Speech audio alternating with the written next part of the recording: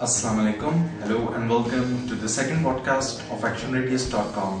This week we have a special video review of LG 42-inch Cinema 3D TV. The model is 42LM3400. It's a standard HD, full HD TV 1080p. That means it will give you maximum resolution of 1920 by 1080. So if you have connected your PC, that is the maximum resolution it will go up to. If you are looking for a TV that has more than that, then you might better get an LG Ultra HD TV, which are now available. But for now, we will be reviewing this model because it is one of the cheapest entry-level model in the Cinema 3D world. If you want to shift your home theater system to a 3D TV and you just don't have the budget, even then this model will squeeze into your budget because of its low price. Right now in Saudi Arabia, it's available for around 2,300 Saudi Riyal, which is pretty cheap as compared to other 42-inch 3D TVs. But do consider one thing, that this model with the same name is also available in the UK, and it has many different features as compared to this model. So if you are in the Middle East region, then this TV will be significantly different, even though the model name is same from the European model. Let's look at the connectivity options. It only has one HDMI 1.4a version, then we have one AV component cable port, and then one antenna port, one USB port.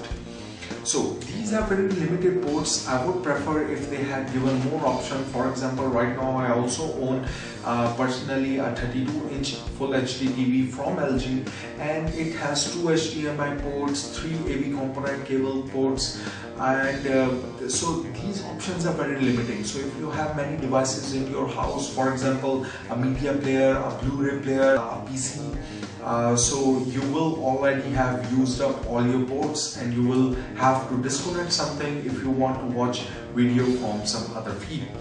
Another missing component from this one is any option for audio out. There is no port for that, no headphones or AV output ports for that. It only supports 5 watt plus 5 watt speaker. So that 10 watt is just not enough for the good movie experience, and then you would expect to connect some home theater system 7.1 or 5.1 to it, but there is no option to connect it, and that is the biggest flaw in this model, that it has very limited connectivity options. Then moving on to its 3D features. This TV uses the passive technology, which is same as the technology used in cinemas, and it comes with pretty cheap plastic glasses, very lightweight, and this is the main benefit of using a passive TV technology.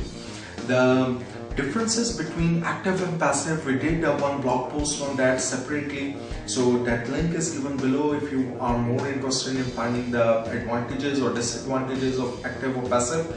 You can all see them there. Right now, as far as the movie experience goes, the TV provides many good options for watching the 3D movies, and it supports USB port, different kind of formats through its USB port, but I did find that it was not capable of viewing the movies that were encoded with the L5 encoding of H.264 standard. So L5 is a standard which allows very high resolution movies to be watched, more than your 1920 resolution, nearly 4 times of that. But this TV gave an error of video not supported when I tried to watch such a movie. And same goes for audio, that DTS audio codec was not supported, and you would have to use some standard MP3 coding for your videos if you want to watch them in 3D. So codec wise, it does support all the basic codecs, but not some high-end codecs or modern codecs which it is supposed to do. So that is again a disadvantage in its part. Then the 3D itself is really nice, and if you're watching a 3D movie, it's very flicker free. You will be able to easily watch a 2 to 3 hour 3D experience on this without any headache, without any flicker free. The 100 megahertz resolution, it does confirm you that you will not be straining your eyes and in any way when watching a movie on this TV. The 3D depth is very good as compared to any active TV I have seen, but the pop-out effect is not that good. It may be due to that the screen range is limited as compared to a cinema screen, but still the pop-out is not as good as the depth of the TV. Now, the TV also sports a 2D to 3D feature which converts your regular TV program to 3D, but it's not that good. Only some panels or text for which the edges are sharp, those are only floating in 3D in front of your view, but other than that it's not that good. So you will be limited to using the regular 3D movies, and those are really great. So if you are looking for a good 3D TV for the movie experience, then this is the cheapest experience, and you will not be getting any better video quality in any of the costly models also. So why not go for it if you're going to watch movies on it. Now, coming to the gaming part. For the gamers, for the PC gamers who are very keen about the resolution of their games, then they will be slightly disappointed, because how passive TV works is that it splits your standard resolution screen into two, overlaps them, and then gives you that 3D effect. That is a very simple way to explain how it works, but the conclusion is that it splits the resolution into two, which means that in the end you will not be getting a really 1920 by 1080 resolution video. You will be getting a resolution that is much less than that, so the visual quality in 3D mode is very less as compared to the 2D mode.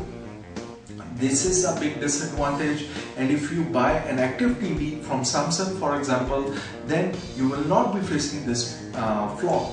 But if you are not very keen on very high resolution and you can get away with some of the effects, then it is a very good option. So overall, summing it up, the pros are very cheap, movie experience is very good 3D effects. Cons are no audio output to any other home theater system, very limited components, and resolution drop during gaming on high resolution. So that sums us up. If you're going, your main purpose is going to be watching movies, then it comes as a recommended product.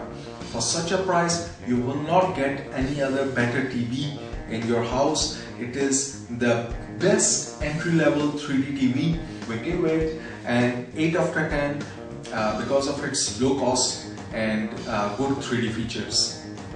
So that sums up our review of the LG 3D TV. Now coming to our next segment, which is the giveaway.